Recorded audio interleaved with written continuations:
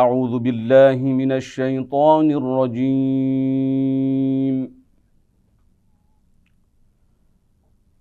بسم الله الرحمن الرحيم. ثم نتبعهم الآخرين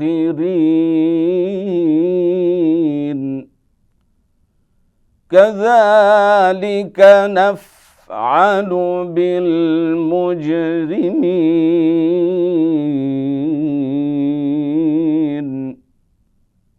ويل يومئذ للمكذبين.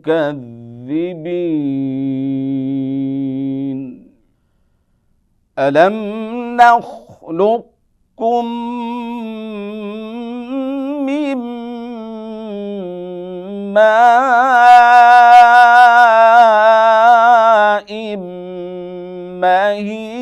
مهين فجعلناه في قرار مكين إلى قدر معلوم.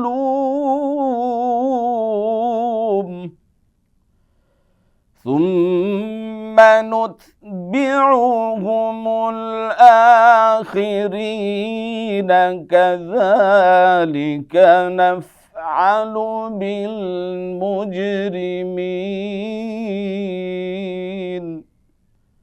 ويل يومئذ للمكذبين. ألم نخلقكم من ماء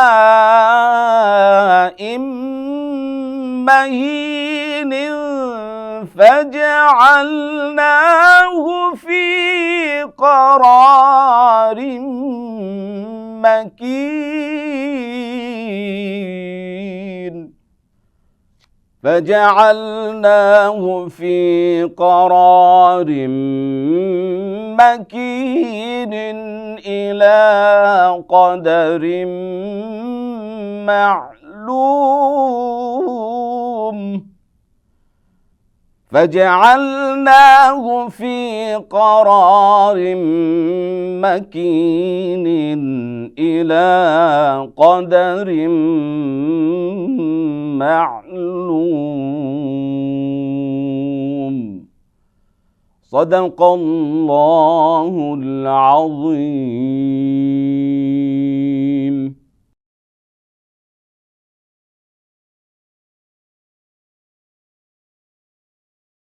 সূরা Mursalat আয়াত 17 থেকে 22। অতঃপর আমি পর্বতদিগকে উহাদের অনুগামী করিব, অপরাধীদের প্রতি আমি এইরূপই করিয়া থাকি সেই দিন দুর্ভোগ অস্বীকারীদের জন্য। আমি কি তোমাদিগকে তুচ্ছ পানি হইতে সৃষ্টি করি নাই? অতএব আমি উহা রাখিয়াছি নিরাপদ আঁধারে এক নির্দিষ্ট কাল পর্যন্ত। আসসালামু আলাইকুম ওয়া রাহমাতুল্লাহি ওয়া বারাকাতুহু। আলহামদুলিল্লাহ ওয়াসসালাতু ওয়াসসালামু আলা রাসূলিল্লাহ ওয়া বা'দ। সুপ্রিয় দর্শক, আমরা সূরা আল মুরসালাতের যে আয়াতগুলি তেলাওয়াত শুনেছি এবং তরজমা শুনেছি, তাফসীর পেশ করছি। আল্লাহ রাব্বুল আলামিন এই আয়াতগুলির মাধ্যমে শুরুতে যেটা বলছেন, যারা মুজরিমিন, যারা অপরাধী, যারা গুনাহগার, যারা সীমা লঙ্ঘন করেছে, অর্থাৎ আল্লাহ তাআলা আমাদেরকে যে হেদায়েত দিয়েছেন, আমাদেরকে যে সীমা দিয়েছেন, হুদুদ দিয়েছেন, সেটা যদি আমরা মেনটেন না করি, আমরা যদি সীমা লঙ্ঘন করি, আল্লাহ তাআলা বলছেন যে এই লোকগুলি হবে মুজরিমিন, তারা হচ্ছে অপরাধী। এবং এই সীমা লঙ্ঘনে অপরাধের কারণে এবং সীমালঙ্ঘন অপরাধ এই মুজরিমিনের আরেকটি বৈশিষ্ট্যের কথা আল্লাহ তাআলা এই আয়াতগুলোর মধ্যে বলেছেন। তারা মিথ্যা প্রতিপন্ন করেছে। তারা কি মিথ্যা প্রতিপন্ন করেছে? তারা আল্লাহকে মিথ্যা প্রতিপন্ন করেছে, আল্লাহ রসুলকে মিথ্যা প্রতিপন্ন করেছে, আখিরাতকে মিথ্যা প্রতিপন্ন করেছে, ইয়াউমুস সাআ অর্থাৎ কিয়ামতের দিবসকে যারা মিথ্যা প্রতিপন্ন করেছে, আল্লাহ তাআলা বলছেন এরা হলো মুজরিমিন। এবং এই সব মুজরিমিনদের জন্য রয়েছে শাস্তি। আল্লাহ তাআলা বলছেন, আল্লাহ তাআলা তাদের সাথে, এই মুজরিমিনদের সাথে, অপরাধীদের সাথে, সীমালঙ্ঘনকারীদের সাথে আল্লাহ তাআলা কিয়ামতের দিন তাদের দিকে তাকাবেন না, তাদের সাথে এ ধরনেরই আচরণ করা হবে। এই আয়াতের মধ্যে আল্লাহ তাআলা সেটাই বলছেন। এরপর আল্লাহ তাআলা আমাদের নেয়ামতের কথা স্মরণ করিয়ে দিচ্ছেন। এই যে যারা সীমালঙ্ঘন করছে, তাদের জন্য তো কিয়ামতের দিন আল্লাহ তাআলা শাস্তি রেখেছেন এবং তাদের দিকে তাকাবেন না, তারা অপরাধী হিসেবে সাব্যস্ত হবে, অপরাধী হিসেবে উত্থিত হবে। এর পাশাপাশি আল্লাহ তাআলা বলছেন, তোমরা কি এটা চিন্তা করো না আমি তোমাদেরকে কত চমৎকার অবয়বে সৃষ্টি করেছি?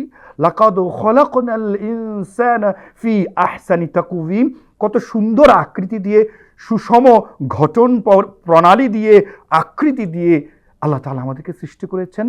চমৎকারভাবে আমাদেরকে আমরা দেখতে পাই, আমরা কথা বলতে পারি, আমাদের প্রত্যেকটা অঙ্গ প্রত্যঙ্গ আল্লাহ তাআলা অন্য আয়াতে বলছেন, ফালইয়ানজুরিল ইনসানু মিম্মা খুলিক, মানুষ যেন কিভাবে তাকে সৃষ্টি করা হয়েছে সেটা যেন লক্ষ্য করে। ফালইয়ানজুরিল ইনসান, সে যেন ভালো করে লক্ষ্য করে।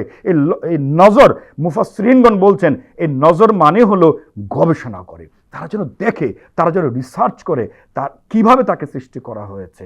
এবং আল্লাহ তাআলা বলছেন, তারা কি দেখে না তারা কিভাবে সৃষ্টি হয়েছে এবং কত চমৎকার আকৃতি আল্লাহ তাআলা সৃষ্টি করেছেন। এবং আয়াতে পরবর্তীতে আল্লাহ তাআলা বলছেন, এমন একটি তুচ্ছ পানি, যে পানিতে আল্লাহ তাআলা তাদেরকে মিম্মা ইন দাফিক, এমন নাপাক এক ফোঁটা পানি দিয়ে আল্লাহ তাআলা মানুষকে সৃষ্টি করেছেন। ইয়াখরুজু মিন বাইনি সুলবি ওয়াত-তারাইব, যেটা মানুষের ভেতর থেকেই কিন্তু আল্লাহ তাআলা উৎপাদন করেন। নারী পুরুষের সংমিশ্রণের মধ্য দিয়ে আল্লাহ তাআলা একটি সামান্য নাপাক অপবিত্র পানির ফোঁটা থেকে আল্লাহ তাআলা মানুষকে সৃষ্টি করেন। আশরাফুল মাখলুকাত, যে মানুষ হচ্ছে সৃষ্টির সেরা, মানুষ হচ্ছে কুনতুম খয়রা উম্মাতিন উখরিজাত লিন-নাস, শ্রেষ্ঠ সৃষ্টি আল্লাহ তাআলার, সেই শ্রেষ্ঠ সৃষ্টিকে সৃষ্টি করছেন। কত চমৎকার! এক ফোঁটা নাপাক পানি থেকে আল্লাহ তাআলা বলছেন, ফালইয়ানজুর, মানুষ যেন তার এই সৃষ্টির রহস্যটাকে দেখে, তারা যেন গবেষণা করে এবং সিজদায় অবনত চিত্তে তারা যেন নত হয়ে যায় যে কি করে আল্লাহ তাআলা তাদেরকে সৃষ্টি করছেন। এবং আল্লাহ তাআলা বলছেন, শুধু এক ফোঁটা নাপাক পানি থেকে সৃষ্টি করেনি, পাশাপাশি সেখান থেকে যখন প্রাণের সঞ্চার ঘটানো হলো, যখন তিনি আত্মাকে সৃষ্টি করলেন, সেই আত্মা রূহকে আল্লাহ তাআলা, এই যে গঠন প্রক্রিয়া কোথায়?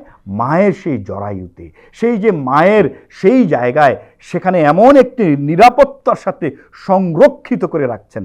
নিরাপত্তার সাথে সেই শিশুটি যখন সেই ভূমিষ্ঠ হওয়ার আগে মায়ের গর্ভে থাকে, সেই যে জরায়ুর মধ্যে, আল্লাহু আকবার, কত চমৎকার একটি মেকানিজম করে আল্লাহ তাআলা সেখানে রাখছেন, যেখানে মানুষের যে আত্মাটা বেড়ে উঠছে, শরীরের আকৃতিটি বেড়ে উঠছে, সেটা কতটা সুরক্ষিত আকারে, কতটা নিরাপত্তার সাথে আল্লাহ তাআলা বলছেন একটা সংরক্ষিত আধারের মধ্যে সেভাবে সংরক্ষণ করা হয়। শুধুমাত্র সেখান থেকে, অর্থাৎ সৃষ্টির উৎসই আল্লাহ তাআলা বলছেন না, সেখান থেকে কি করে ক্রমান্বয়ে আল্লাহ তাআলা কিভাবে তাকে আকৃতি দিচ্ছেন, মায়ের গর্ভাশয়ের মধ্যে কিভাবে হাত বড় হচ্ছে, পা হচ্ছে, চোখ হচ্ছে, আস্তে আস্তে করে।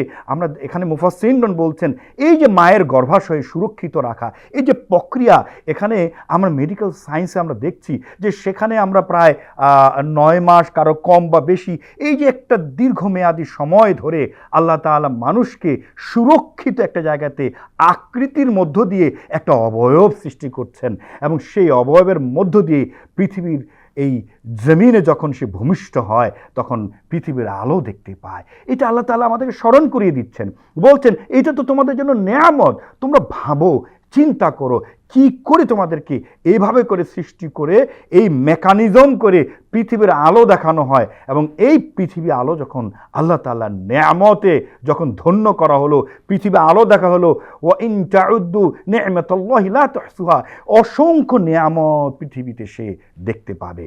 অর্থাৎ পৃথিবীতে ভূমিষ্ঠ হওয়ার পরপরই সে তার এই যে বেড়ে ওঠা সদ্যজাত ভূমিষ্ঠ শিশু, প্রিয় দর্শক একটু চিন্তা করে দেখি যে তখন কতটা অসহায়, আমরা কথা বলতে পারি না, চিৎকার করতে পারি না, ক্ষুধা লাগলেও বলতে পারি না, এই যে অসহায়ত্ব, ঠিক এই সময় আল্লাহ রাব্বুল আলামিন আমাদেরকে কিভাবে করে সেখান থেকে আমাদের আস্তে আস্তে আস্তে আস্তে বড় করে তুলেন, কিভাবে আমাদের আকৃতি দান করেন, চারিদিকে নেয়ামত দ্বারা আমাদেরকে বেষ্টন করে রাখেন। আলহামদুলিল্লাহ, আল্লাহ তাআলা এই যে নেয়ামত, এদিকে স্মরণ করিয়ে রাখছেন আমাদেরকে, বলছেন যে আমরা যেন অকৃতজ্ঞ না হই।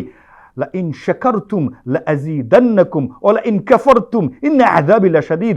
যদি তোমরা এই নেয়ামতের শুকরগুজার না হয়, আল্লাহ তাআলা বলছেন তোমাদের জন্য নিশ্চিতভাবে তোমাদের জন্য শাস্তি রয়েছে। সুতরাং প্রিয় দর্শক, আসুন আল্লাহ তাআলা এই নেয়ামত যা লাভ করেছি, এই যে আমাদের আল্লাহ তাআলা পৃথিবীতে নিয়ে আসলেন, অসংখ্য নেয়ামত রাজি দিয়ে ধন্য করেছেন, শুকরগুজার হই।